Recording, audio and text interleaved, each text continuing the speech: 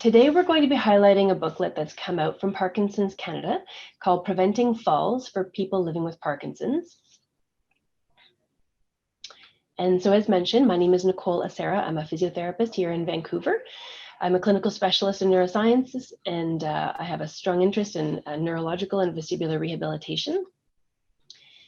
And anytime you've got a booklet like this, there's a whole team of people behind me who've actually done the work. So a really big special thank you to Michelle McCarthy, a physiotherapist at the Movement Disorders Clinic in Vancouver, as well as Skyla Burden, a nurse in the Movement Disorders Clinic in Vancouver. We all work under Vancouver Coastal Health. We also work often with the Parkinson Society here in British Columbia. And a big thank you to Parkinson Canada for providing the graphics and the logistics support to provide this kind of booklet across Canada. So today we're going to review the booklet overall. Just give you a highlight note. It is 56 pages. It's a very large booklet, so obviously I can't go into all the details, but I'll highlight some key points and answer some of your questions. Thank you to those of you who have already provided us a few questions. A quick disclaimer, the information contained in this presentation does not represent medical advice. I'm a physiotherapist, not a physician. Always consult your healthcare team and Parkinson's Canada to help make informed decisions that are best for you. Individualized medicine is definitely the best type. Also, another note is that I don't have any conflicts of interest. I've volunteered my time and my expertise, as well as the others, to provide this booklet for you and this presentation today for you. So getting into the information, so falls, I'm sure a lot of you have joined us today because you or your loved ones or your care partners or family members have struggled with falls with Parkinson's disease. It's a very challenging issue within Parkinson's. Falls can happen to anyone, anywhere, anytime, and over half the people with Parkinson's fall each year, and over half of those people fall multiple times per year. So the most common place to fall is actually in your home as opposed to out in the community, whereas for other healthy adults, actually falling in the community is a bit more common than in your home. So nowadays with COVID-19, all of us are spending more time at home, so it's even more important now that we make our home a safe refuge as well. Prevention and planning can reduce your risk of falls, but not all falls can be prevented. That said, there are many things you can do to keep yourself safe and reduce the number of falls and even the extent of the injuries that you suffer. So this presentation, as well as the booklet, of course, which has a lot more detail, identifies some of the causes of falls and suggests simple, practical suggestions to keep you active, independent, and on your feet. So what we did with the booklet is we reviewed a range of different reasons that people fall. There's no one reason that is the only reason that someone could fall. It could be because of medical illnesses, medications, issues related to the physical risk factors, which some people will call the motor symptoms of Parkinson's, taking unnecessary risks and not always making choices that help you move safely, falling because of fear of falling or freezing, some home and environmental risk factors around yourself and the community, and then the non-motor side of Parkinson's and how that can contribute as well. So what we'll do is in a short amount of time we'll spend for each of these different areas to highlight a couple of things that you can do. So we'll start off with medical illnesses. New illnesses or ongoing chronic conditions, or what people will call chronic conditions, can temporarily worsen your Parkinson's symptoms. And of course, if your Parkinson's symptoms, such as slowness of movement, for example, are worse, these can in turn lead to falls. So whenever you have a new illness, be aware that your falls risk may go up. Keep medical appointments, make sure you're talking to your healthcare providers about your symptoms and as they change, and also see if you need a mobility aid, not just for day-to-day, but also for when you're actually under duress in some way and you're not able to do your move the way you normally would. And after any new illnesses, slowly resume your previous physical activities and make sure you get back to being active again, because we know that's one of the most powerful things we can do to keep ourselves well, is to be physically active. Also, there are issues around medications. Over time, many people with Parkinson's notice that their Parkinson's symptoms return before the next dose. We call this effect the wearing off effect, or the being in an off state. And many people will fall more commonly when they're in an off state than an on state. So that's something that you can talk to your physicians about. If you're noticing the pattern of when you fall, is it in the morning when you don't have your medications on board? Is it, is your doses wearing off? There are other options your physicians can consider that can help smooth out your day. Another issue is that some people may have very low blood pressure. This can result in dizziness or falls, in particular when you're getting up, say from lying to sitting or sitting to standing. So overall, some of the things you can consider doing are always take your Parkinson's medications on time and as prescribed. Keep a symptom medication diary and share that information with your healthcare team to see if there's anything that can be done to optimize your medications. Some people do change their regime over time. There are many medications and strategies that can also help with low blood pressure or postural hypotension, as it might be called. There are a wide range of actually techniques that are provided in the booklet. Examples such as wearing leg pressure around your legs, pumping your ankles up and down before you get up, pausing when you first get up to make sure you've got your sort of equilibrium, if you will, before you go off and walk. There's a range of different strategies that are actually highlighted in the booklet that are more things that you can do day to day, but also the medications are something that you also may need to consider. So work with your healthcare team to find out what you can do around that. Now, the physical risk factors for Parkinson's, and by this we're talking about what some people will call the motor symptoms of Parkinson's. So many of you know that Parkinson's is characterized by tremors and slowness and stiffness when you move. A lot of people will have impaired balance and freezing where they kind of stop. And we'll talk about freezing shortly here. Any or all of these may lead to falls. And so physical activity improves mobility and helps to prevent falls. Of course, it can't prevent every fall, but it does make a really big difference in terms of, if you will, fighting back, if you will. People with Parkinson's are encouraged to view exercise as a form of medicine and as an important part of their daily lives. I've heard of physicians now starting to write down physical activity as your daily medicine, and that's a great way to look at it. Another issue that can come up is that with Parkinson's, no matter how well you've managed your medications, unfortunately, your balance reactions, the actual things that stop you to fall when you lose your balance, they start to decline with time. Sadly, there's nothing that you can entirely do to stop that process. It's sort of a bit like aging, but a bit different for Parkinson's, of course. So as you get older, your falls risk will rise regardless of staying fit and of taking the right medications and having a good lifestyle. So it's something that you have to put a conscious effort towards so that you can maintain as much of your balance reactions and your strength and your agility as you can as you age. So what can you do? You can learn how to improve your strength, your flexibility, your endurance, even your posture. A lot of people with Parkinson's find themselves a bit stooped over and getting quite tight and rigid through the chest, and your balance. Find ways to keep active in your daily life and find an enjoyable exercise routine. As much as I can, some people have asked me before, what is the best exercise that they can do? To be honest, the best exercise is one that you love. And then after that, of course, looking at some of the logistics of how you can work the different parts of you. So let's just talk a little bit more about that.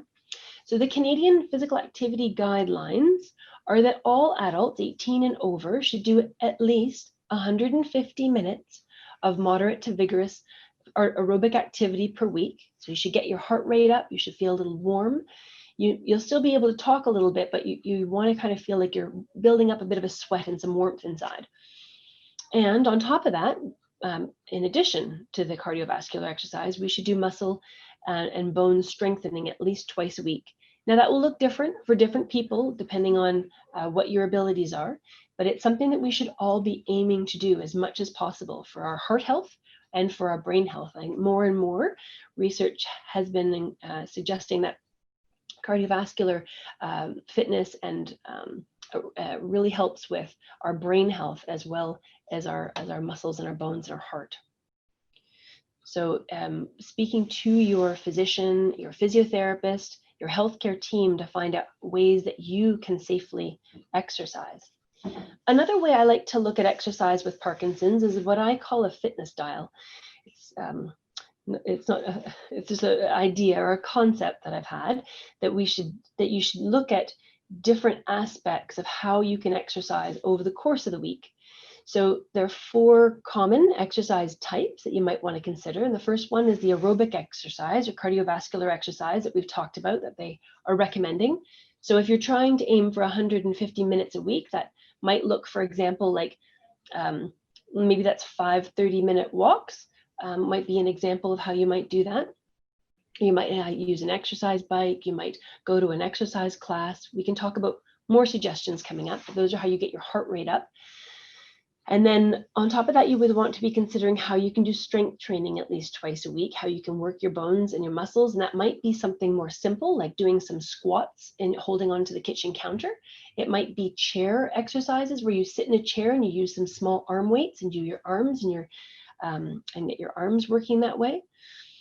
Balance is another thing that we need to consider with Parkinson's. So as I said, balance unfortunately slips as time goes on. Even when we're doing the best we can to stay healthy and well medicated and keeping up your regimes, we will still see changes over time. I guess it happens for everyone as we age, but it's more pronounced for Parkinson's. So standing balance exercises or reaching exercises, there are different things that you can do to improve your balance. And the other one would be flexibility or stretching. People with Parkinson's tend to notice they get very stiff as they age. As I mentioned, their posture, they might start to fall down and crouch down. And it's important to stay open and flexible. And in the booklet, we have a few examples of what that could look like. Which I'll talk about in a moment. So in terms of exercises, there are a wide range of Parkinson-specific ways to exercise. Choices can include group versus individual exercises. You might want to do in-person exercises. Of course, nowadays with COVID-19, a lot of people have moved to online options. They've often been available for some time now, but there's obviously more options now than there were before. There are even books and DVDs. I know our local library has actually a lovely selection of things like adapted yoga, chair yoga, Tai Chi. There's a lot of excellent DVDs even at our local library, and you might have some of those where you are. There are also a range of Parkinson-specific and not there's Parkinson-specific groups as well that actually produce books and DVDs as well as online resources. So some group options, of course, they're not specific to you, but sometimes it's quite enjoyable to be part of a community.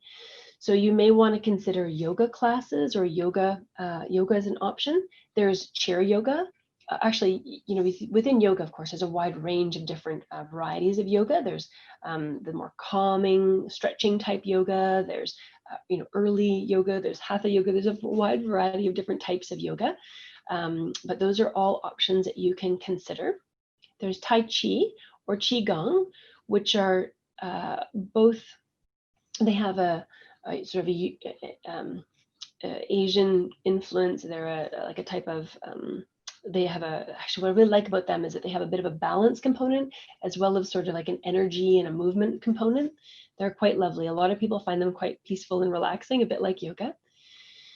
The Parkinson's Wellness Recovery, or POWER, as it's often called, there are a lot of different clinics who will offer POWER classes. There are online options for POWER groups.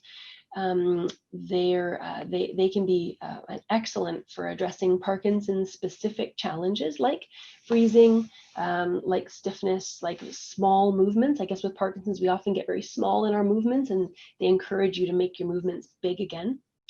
The LSVT Big for Parkinson's, which also is very Parkinson's oriented. It's about having big, large movements. They also have group classes and online resources as well as DVDs. There's Pilates for Parkinson's, which is a specific group that have made Parkinson's specific Pilates exercises. There's dance for Parkinson's. There's a few different options for boxing for Parkinson's, which I think is a fantastic approach. Most people know of rock steady boxing, but there are a few different groups that have emerged. And so you might find something specific to you either online or in person. There's PD Warrior, which is another approach to dealing with Parkinson's. And then there's also maybe your community center might also have Aquafit. I know they have that where we are here in Vancouver, but maybe they have Aquafit classes that might be appropriate for people with Parkinson's as well. So there's a wide range of different physical activities you can consider. And some of them are very well suited in particular for these challenges of Parkinson's, the smaller movement and the tightness that you get and the tremors and whatnot. Also, a lot of people say that they enjoy being in a community of other people who are going through the same struggles. I know with this year, with the coronavirus, a lot of us aren't able to meet in group, but perhaps online options are good or work well for you, or maybe you've previously taken some of these groups and you can mimic some of these activities at home. Now, in the book, we also review a few general exercises. So some exercises that you might want to consider trying are doing some small squats or marching on the spot, maybe going up onto your toes or stepping sideways. Oftentimes holding on to a kitchen counter to do these activities is a great way of being safe while you're doing things. Some people will need to have someone, of course, in the house with them to make sure they're safe. Some people might be able to practice balance activities like walking on a line, even if it's not a tight line, if you're just walking where your feet are narrower together. Doing postural checks, opening up your chest a couple times a day. The other one is big arm swings to make sure that you've got that movement through your chest and your arms so that you're not staying small. Reaching across your chest so that you can stretch out. Those are all different kinds of activities that you can do for free in your home that might be able to keep you moving a bit more, more easily day to day at home. Now, there are other physical factors related to Parkinson's that can lead to falls. People may move differently when they're in pain, for example, and a lot of people with Parkinson's struggle with pain. Being in pain is one of the risk factors for falls. So in a hospital setting, for example, one of the things that we worry about is that falls most commonly happen when we're desperate to go to the toilet, especially if someone doesn't come help us quickly enough. And if we're in pain, those are two of the biggest things that we worry about. So I know that in the hospital system, they've actually created a lot of strategies to try to help ensure that people aren't in pain more than they need to be, of course, that their pain is well controlled, and that they're not needing to go to the toilet, because we find that people will take risks, and when they're feeling an urgent sense of needing to go to the toilet, they'll sometimes take risks that they wouldn't otherwise take. So keep in mind your pain control and what you can do around that. Some people find that physical activity and maintaining some flexibility really help to combat some of that pain as well. Fatigue can easily lead to falls. If you're not sleeping well, we know a lot of people with Parkinson's struggle with their sleep and their daytime, like their daytime and their nighttime. So that can be another issue. Stress, depression, and anxiety can affect sleep and your daily energy levels.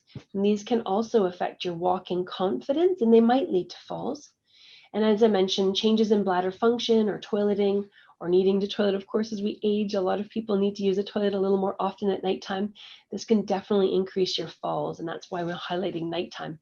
Sometimes people will need to do things like have a commode beside the bed or a urinal or something to keep them so that they're maybe not going to the toilet overnight, or you may need to talk to your healthcare team about whether your medications can be adjusted so that you've actually got some more capacity in the nighttime to get out of bed safely.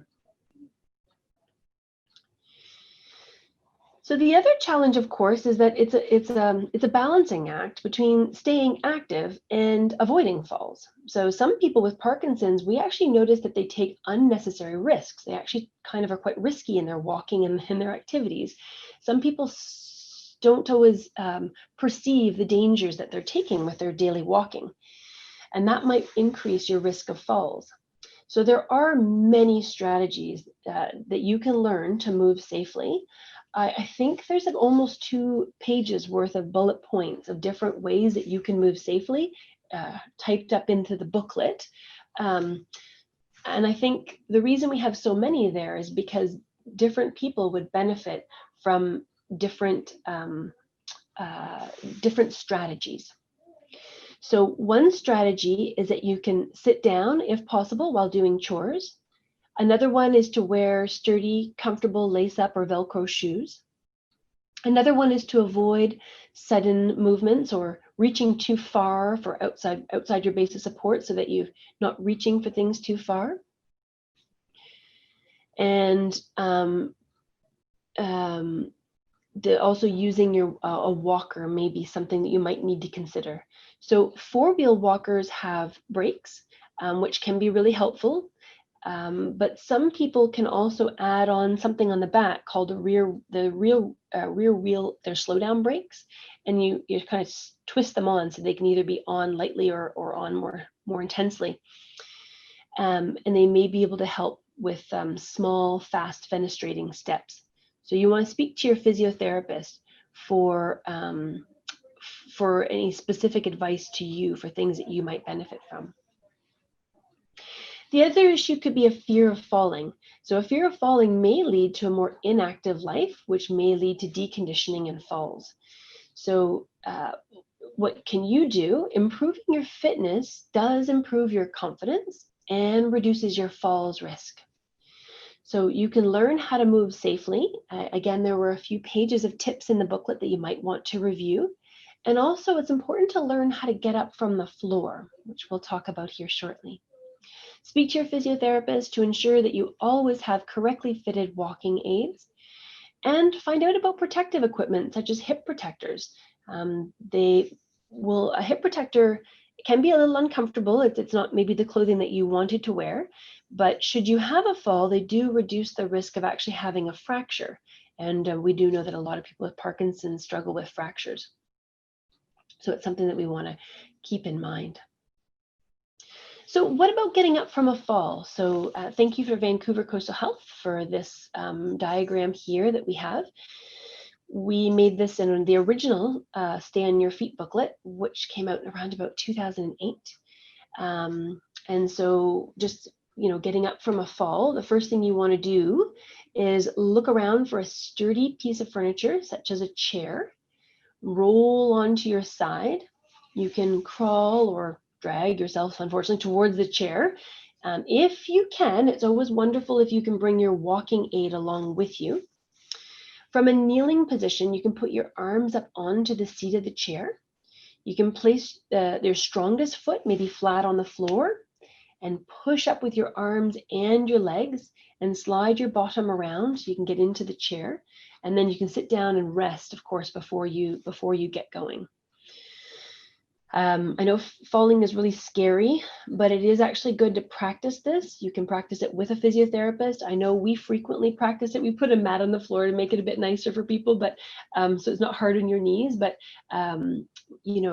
practicing getting up from the floor can be really, really valuable. It can give you a sense of confidence should you have a fall, that you know what to do. Also, it's excellent to have a falls plan. So what are you going to do if you have a phone? Do you have Medic Alert that you can touch? And do you have a cell phone that you can reach and call for help if you're not able to get up on your own? Is someone at home with you all the time, or is there kind of a schedule for when someone's not there, what you can do? So always speak to your healthcare team, of course, after you've had a fall, especially if you've had any injuries, because we want to be able to address any issues that have come up. So another issue is freezing of gait. Many people with Parkinson experiencing what we call freezing, and where their feet are suddenly stuck or glued to the floor. It's really hard to keep moving forward when your feet are stuck. It's hard to go forwards, backwards, and it's really hard to turn. Freezing can last for a few seconds, or it can even last a few minutes. So it leads to a lot of falls. Actually, I think this is one of the most common reasons I get asked about the connection between falls and freezing. So what can you do? Well, in the booklet, we have a range of different strategies. We have a few pages dedicated to freezing because it is such a common issue. So, for example, when you're going through a doorway, you might want to focus on a point beyond the door frame and look at that point when you're taking big steps towards that spot.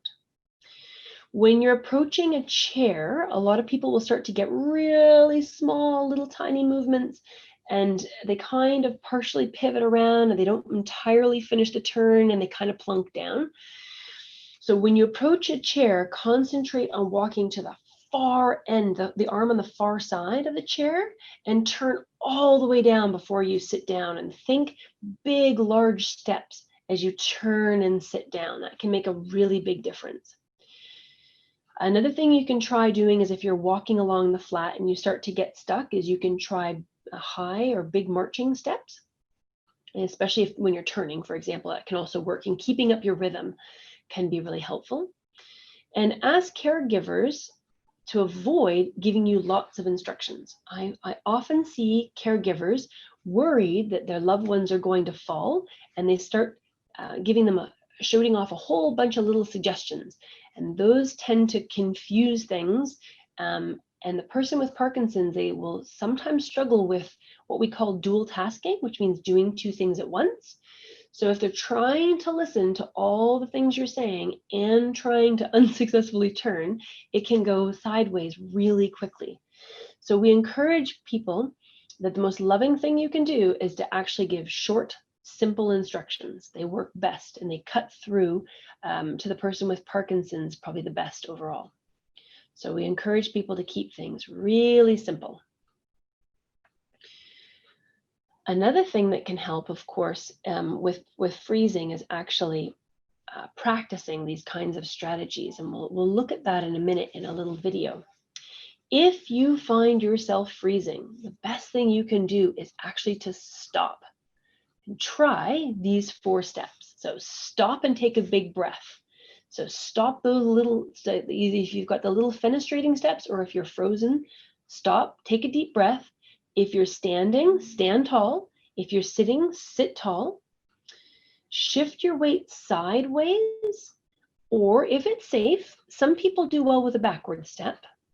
And then use a cueing strategy, which I've just mentioned down here below, or move really big, like a big, large step.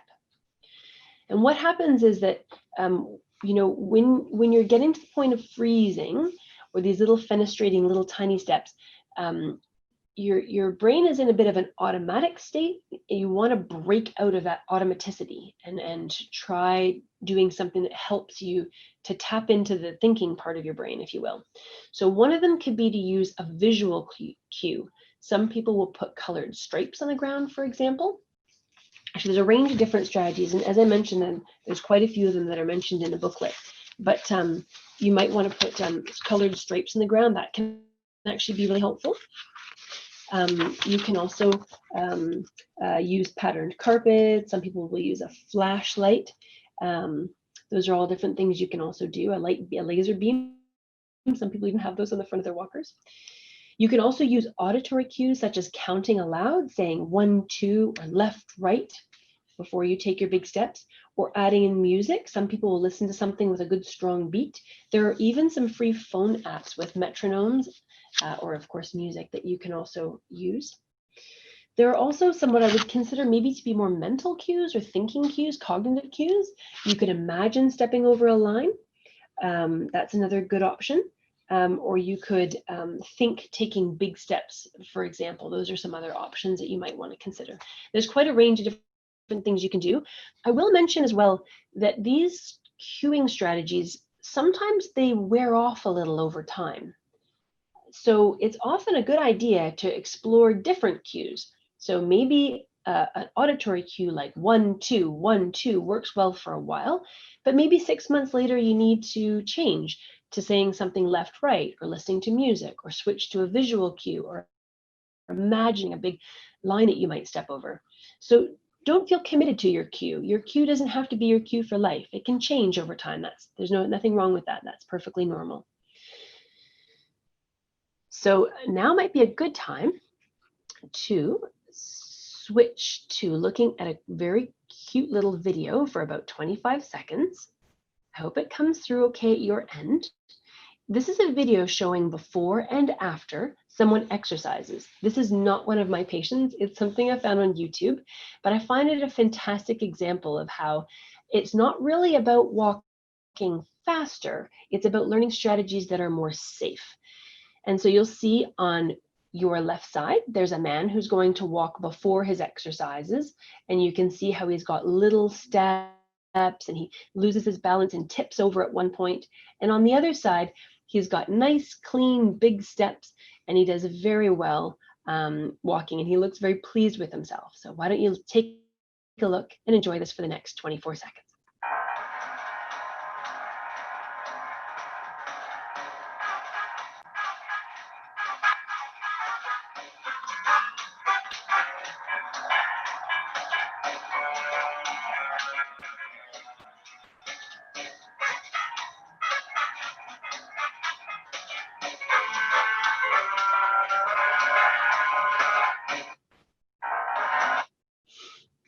So hopefully that was enjoyable to see something a little bit different. I hope you can see that at your end. So there are, I'm sure there's other examples online that you can look at, but those types of changes are changes that we as physiotherapists regularly see when people address their freezing with strategies that really work for them. Again, it's a little bit more of an art than a science to figure out which cue is your perfect cue and which method works best for you. So I encourage you to get to know your local physiotherapist who is specifically interested in Parkinson's, because there are a lot of things that can actually improve freezing with the right approach. So moving on to home and environmental risk factors. So people with Parkinson's, again, as I mentioned, are more likely to follow at home than in the community. There was another research study that came out last year that confirmed the same thing, that falls happen more commonly in the home than anywhere else. So it's really valuable to spend some time making sure that your home is set up to be as safe as possible. So what can you do? Ensure you have the most appropriate mobility aid for your home, because when you speak to your physiotherapist, you have to describe what your home is like if they can't go there in person, and perhaps they can see you by Zoom nowadays. But some people will have very narrow hallways, or they'll have a funky sort of stair arrangement or whatever. So you want to make sure that you have just what you need. Review the suggestions in the booklet to decide how you can improve your home safety. I'll show you an image that we have in the next slide. It can give you some general tips. Be prepared, know how to get up from the floor in your home in different rooms, especially kind of your hot spots or the spots that seem to cause you the most trouble, and how to seek help. And consider safer ways to move about your community and your home. So here is a picture that Parkinson's Canada put together for us from our crude hand drawing, and it highlights a large number of different things that you can do. I know that you won't be able to read the details here on this little slide. I apologize for the small writing, but I just want to highlight a few different things. You'll notice that routinely around this picture, you'll see issues like lighting comes up quite a bit. Having a bedside lamp, for example, at nighttime that you can reach, and lighting getting in the bathroom, those can be really, really helpful. And making sure stairs are well lit, all those kind of issues. Also, it makes mention of something called a bed assist rail, which is something you might be able to use for transferring, getting out of bed, making sure that you're getting rid of any throw carpets or rugs that might trip you up. It's taking care of things like spills when they happen regularly, or routine, like cleaning up and making sure you haven't got things to trip on, using long-handled reachers to grab for things. There's a whole range of different things you can do, even including things like non-slip bath mats. There's a range of things that you can try doing. So maybe going through this list and checking off anything that you think might be helpful in your home to make it a safer place for you. So for one person, that might be grab bars in the shower, and for somebody else, that might be moving a carpet that might be gorgeous and lovely, something you love, but it might be something that's a little bit of a tripping hazard. In the community, again, I'm sorry for the small writing, my apologies, but in the booklet, it's a much bigger font. You can see it much better, of course, but looking at ways that you can be safe in your community. So going into winter, now that we're going into that direction, maybe it's time to ask for Christmas, something that gives you some grip on the when you're walking. So they've got those yak track ice trekkers, or they've got the micro spikes, depending on how much snow you travel on and what kind of surfaces you find yourself on outside. Looking for handrails whenever you're in public places, making sure you've got the right walking aid for outside. For example, four-wheel walkers are much better than a two-wheel walker outside. A four-wheel walker with the large wheels and the way they turn, the way that you can maneuverability, I guess is how I would describe it. You're much safer walking outside with a four-wheel walker, for example, than a two-wheel walker. Some people with a two-wheel walker, every little crack in the sidewalk can kind of make you bump you around, feel like you're bumping, being bucked off a horse. So the idea is making sure that you've got a different walking aid, possibly for inside the house than outside. Also, a four-wheel walker provides an added benefit of having almost like a seat with you. You can sit down and rest if need be.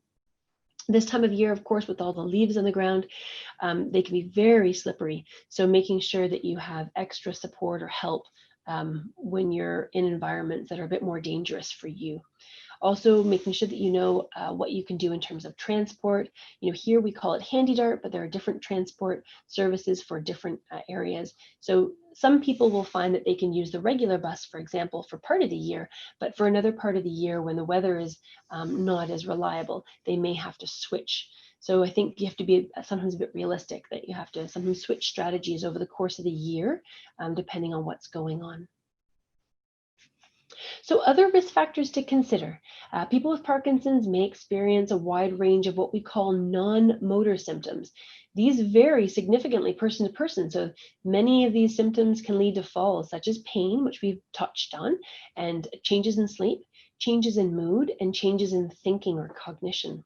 And because everyone has your own unique set of Parkinson's symptoms, it's really important that you go through all the issues in the booklet and talk them through, together within your family or with your care partners or with your medical team, to make sure that you've kind of addressed as many issues as you can. So what can you do? Well, there is some evidence that cognitive training improves your thinking skills, or at least helps to maintain them as we age. Finding ways to address fatigue or managing your energy. Addressing issues with mood. Depression is very common in Parkinson's. Anxiety as well as a lack of an interest in life. A lack of an interest in life is not the same thing as depression or anxiety, although they can be connected. Some people will just feel like they just don't have, it's called apathy, where you just don't want to engage in things. It can make going to something like an exercise class a real chore, because you just don't have that interest, that joie de vivre, that sense of why bother.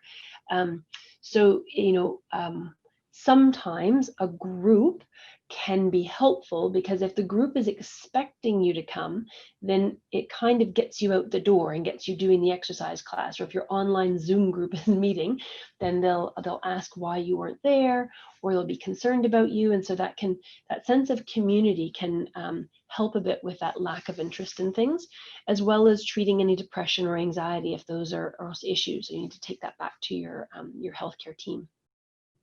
Physical activity can improve thinking or cognition, sleep, energy, and mood. So again, I'd also like to encourage you to consider ways that you can exercise that can help combat some of these issues. So one way that we like to consider this for in the booklet is to talk about what is your action plan. What are the things that you're going to do to reduce your personal falls risk? What are the things that you can achieve? So there's no one right answer for everyone, I know. But if you've got, for medical issues, for example, we talked about that at the beginning, do I have a medical condition that needs to be addressed? If, for example, do you have diabetes that's getting a little out of control? Something else changing that way? Or if you have a new issue like a urinary tract infection, quickly addressing that so that it doesn't increase your falls risk. So how do I plan to keep active during a new medical illness? Are there ways that you can still get up every day? Can you sit at the side of the bed, even if you have to have help, and stand up and keep yourself moving, even if it's not your usual activity? And of course, returning to those activities once things are more stable. Medication-wise, do I have any questions about my medications? Do I feel my medications need to be reviewed? Is this something that changes over time? People notice that the medications don't have the same impact and they need to be reviewed periodically. So speak to your movement disorders neurologist, your neurologist, or your family doctor, whoever you feel or is guiding your care. Physical risk factors, again, the motor side of Parkinson's. Have I noticed any changes in my balance that need to be addressed? Are there any physical risk factors that I need to address? Are you finding you're more stooped? Are you more rigid? Are you finding that you're having more difficulty in the morning getting out of bed? Are you finding your legs are getting more weak? How can I move more safely? How can I avoid unnecessary risks? We all take risks. To be honest, every step we take is an act of falling. We have to stop ourselves from falling with every single step we take. So, but how can you do that in the safest way possible? Can I learn to move more safely and be more active? Home and community safety, are there any changes I can make to my home or my community to reduce my falls risk? And exercise. Do I have an exercise plan that I enjoy, keeps me moving and active, and in a perfect world, addresses those main fitness style issues of the heart, the cardiovascular side, the muscle strength side, strengthening side, the balance side, and the flexibility side of you physically. So I would encourage you to reserve your copy of the booklet. As I mentioned, the booklet is being finalized. We're making some small tweaks to the graphics. It should be available later this week. And we're finalizing a French copy as well, just updating a couple of the content related to the French side of things. So hopefully you can get the booklet and enjoy it soon, very soon on that website. Now, thank you very much for listening to me. I am so glad that some of you sent in questions before we had our session today. That's wonderful. There were multiple people had the same question. So I just put together maybe the 8 most common questions that came up, which was wonderful to see.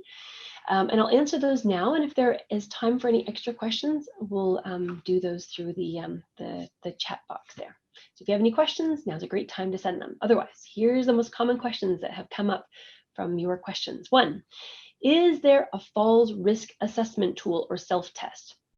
The answer is yes and no. There are a range of excellent assessment tools that physiotherapists and physicians have access to that they can actually use to assess your falls risk. They have, they're validated tools. They've been well used for years or decades, depending on the tool. Such as the mini best test and the UPSRD, and there's a whole bunch of different tools that we have that are fabulous. The ABC, which talks about your confidence in walking, but they're not ones that you can do on your own. They're tests that you would do with a physio or with a healthcare provider. So I would encourage you to go seek out support in your community to look at that.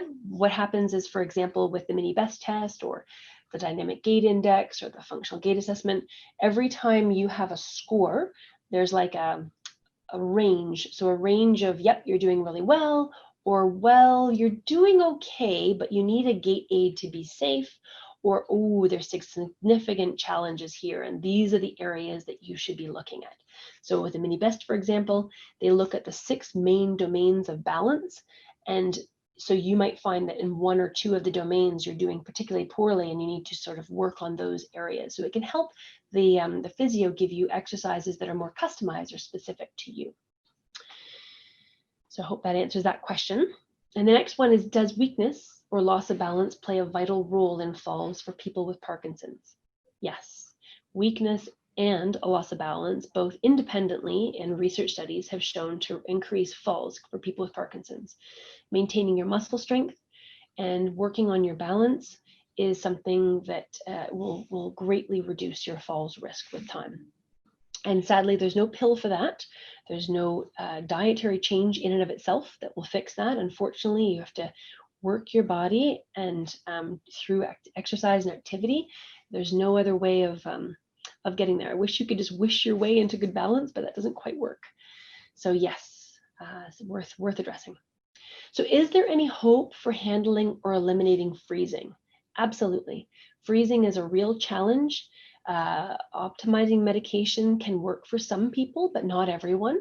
A lot of people need to get very concrete strategies. And as I mentioned earlier in the talk, you may need to adjust your strategies or refresh them so that you've got the best possible strategies. As you saw in the video, the man walking the first time had more freezing and more imbalance in his walking pattern.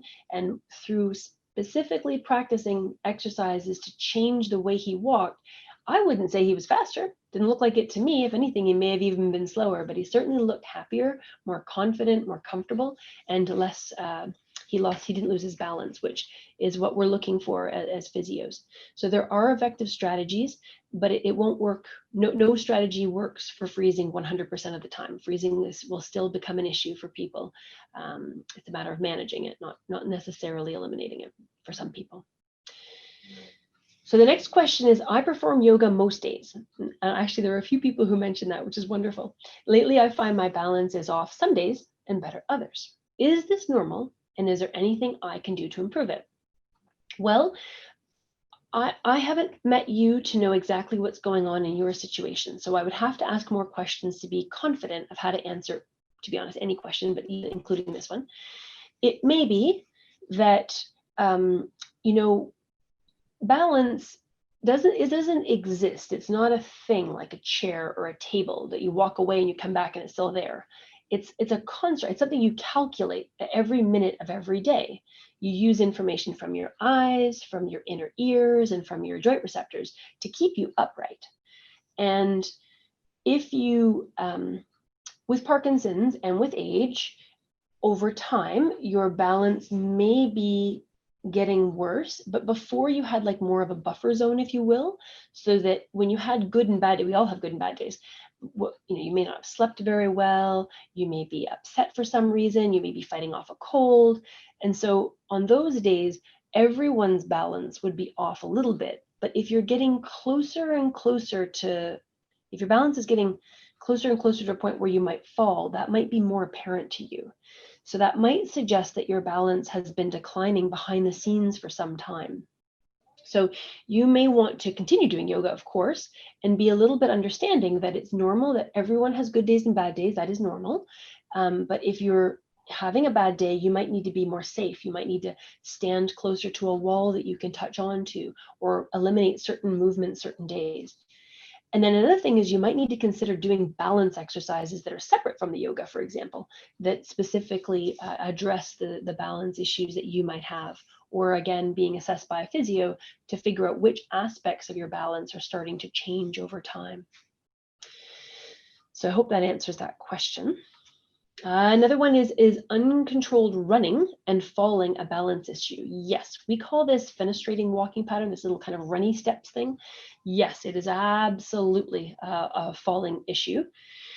Some people struggle with this more than others, but what I would say is that if you saw the image of the man walking before and after the freezing video, there was a little bit of those running kind of steps as he was turning to sit, is how I remember it.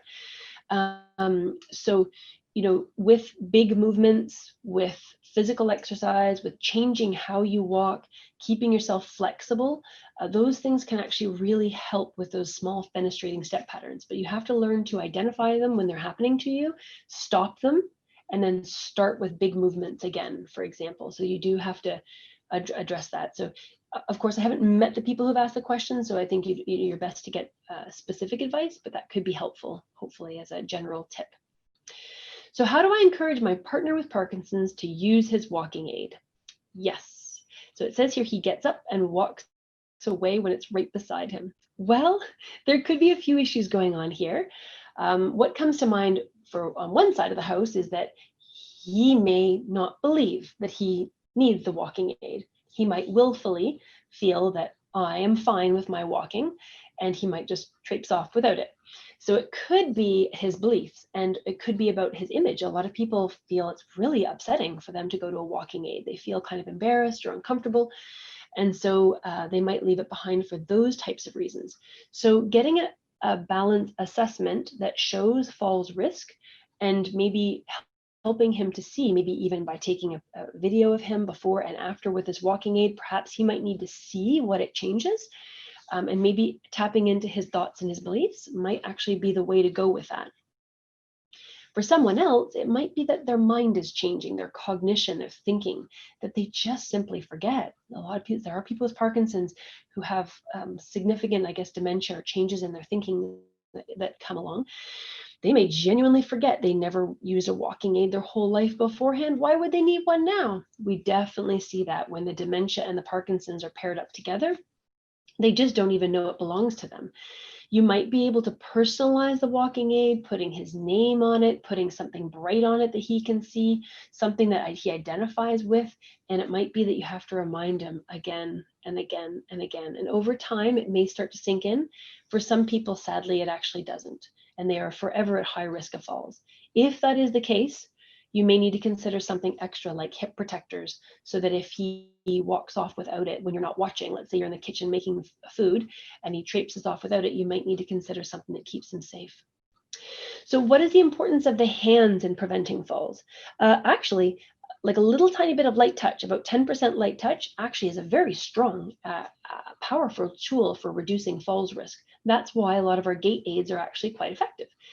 They don't necessarily just hold you up per se. They give you another way to touch or feel the ground. Our hands are actually very sensitive as well. We have a large part of our brain that's dedicated to feeling in hands and sensitivity in our hands. So using hands can be very helpful in preventing falls. That said, I'd like to make a comment here that furniture walking, where you walk along touching onto walls and furniture, is one of the biggest predictors of falls. So if I can please suggest, if you or your loved ones find yourself furniture walking, it is absolutely time to talk to your physiotherapist about a gait aid for those situations or that time of day or for your off states or for whenever you need it. Because if you're touching the walls, there'll be a point at some point where you'll misjudge it or something moves or shifts and you will have a fall. It's a very, very common cause of falls. So what means of Tele Rehab are there to help us train while we can't attend physiotherapy? Well, it's going to depend greatly depending on where you live. I guess the one benefit is with Tele Rehab is even if you're in a different province, you probably could seek out a physiotherapist who's providing Tele Rehab options. As I mentioned, there are a wide range of exercise classes that are available through telehealth or Tele Rehab. And there are also a large number of physios who've pivoted or switched to being on an online platform. I know myself, I've been providing online services to physios, or to patients, I mean, actually starting as in 2006 here in Canada. But before that, in 2003, we were using telehealth in Australia, where I did my PhD for stroke rehab. We were actually using it quite extensively back then. So telehealth is not new, but COVID-19, of course, has forced a lot of us who prefer the in-person class to switch to online options. So depending on the safety of your situation, there are many people who would be able to use telehealth as an option. So hopefully that's helpful to consider. So I just wanted to thank Parkinson's Canada again for providing this presentation today and allowing us to this platform to be able to come to you, and the booklet, the amazing graphics and putting it all together, and the support they've given us to upgrade our Stay on Your Feet booklet into this large manual that I hope provides lots of information for you. There are two questions, so I'll go ahead and answer those. So one, falling is my worst problem. So far, I broke an arm and cracked a rib. Oh, I'm so sorry. When I fall, I collapse and take about 15 to 30 minutes to recharge enough for someone to assist me on my feet. Is this normal, the time to recharge? Well, what I would say is that different people have different experiences, of course, and it might be dependent on what's going on for you. So for example, if your blood pressure is dropping, if that's the reason for your fall, I mean, we haven't met to talk about the details, but it might be that your blood pressure is a little bit off. That might be something that's going on.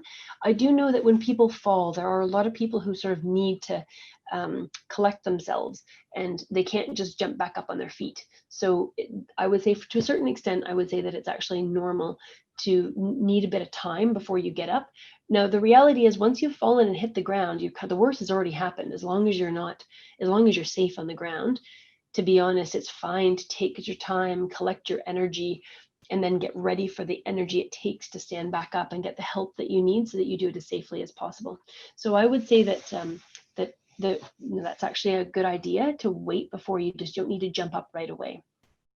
But I would take that back to your healthcare team to find out why you may have actually, why you're collapsing, and also to figure out why it's taking you so long to get your bearings again. So the next question is, can too much sediment lead to dyskinesias, and can that increase balance problems? Yes. I am not a physician, so I should be cautious in answering questions, but medication, overloading too much medication can result in those writhing type of dyskinetic movements. And it's really important for physicians to make sure that you're not getting those dyskinesias.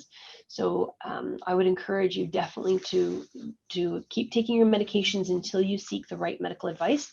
So speak to your physician, your neurologist, and find out what you need to do about that. There are ways, protocols that they can take to wean you off of medication if there's too much. I know that's something that comes up from time to time. So is there any way to stop falling backwards? Falling backwards, right. I'll be standing and suddenly find myself taking tiny backward steps. And those little fenestrating steps, of course, which leads to a fall. Is there a way to tell when this is coming on and stop it before it begins? Well, balance reactions tend to decline with Parkinson's, and one of the ones that we particularly notice, and actually is part of the Parkinson's test, is actually the pullback test, where they kind of pull you back and they see how many little steps you take, and if you kind of keel over like the Leaning Tower of Pisa, but it keeps going. Very large, careful backward steps is a better idea than those little tiny ones. And some people have to be very, very careful not to fall backwards, making very good choices about how they move to move safely. Falling backwards can be a big issue. Some people also benefit from having a walker to hold on to, so that they kind of keep you a little bit straight up, or a little tipped, like not forward, but they keep you a little bit more thinking forward. And they're also a little something to hold on to. They can't entirely stop a fall, of course, but there's a possibility that might be helpful. So you should take that back to your team for sure, definitely. And I know that the time is already 5 minutes after, so I should probably wrap up and say thank you very much again to Parkinson's Canada for allowing us this opportunity to present this to you today. And I do hope that you get a lot of benefit from the material, the resource, and wishing you all the best in this very strange year of 2020. Thank you.